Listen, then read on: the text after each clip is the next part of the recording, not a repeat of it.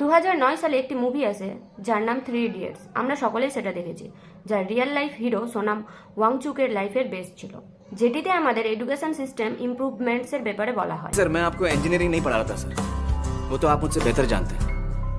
मैं तो आपको ये पढ़ा रहा था कि पढ़ाते कैसे। আর এখন 2026, মানে 17 বছর পরে একই অবস্থা। তিনি এখন আমাদের এডুকেশন সিস্টেম ঠিক করার জন্য লড়াই করেই যাচ্ছেন।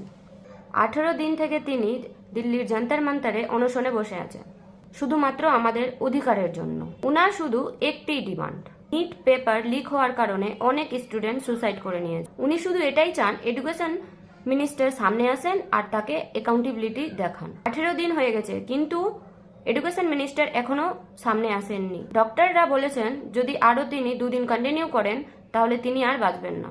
তিনি যে কিনা লাদাখের লোকেদের জলের সমস্যা দূর করার জন্য আইস গ্লেশিয়ার বানায়, যাতে লাদাখের লোকেদের গরমে চাষ করার জন্য আর খাবার জন্য জলের সমস্যা না হয়। তিনি আমাদের দেশের আর্মিদের জন্য সোলার টেন্ট বানায়, যাতে আমাদের দেশের আর্মিরা লাদাখে বরফের সময় সেফ থাকতে পারে।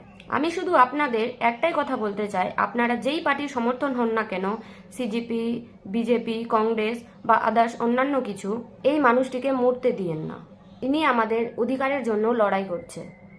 এরকমই একটি মানুষ 2018-তে আইআইটি কানপুরের প্রফেসর জিডি আগরওয়াল গঙ্গা ওয়েলফেয়ারের জন্য অনশন করতে মারা যান।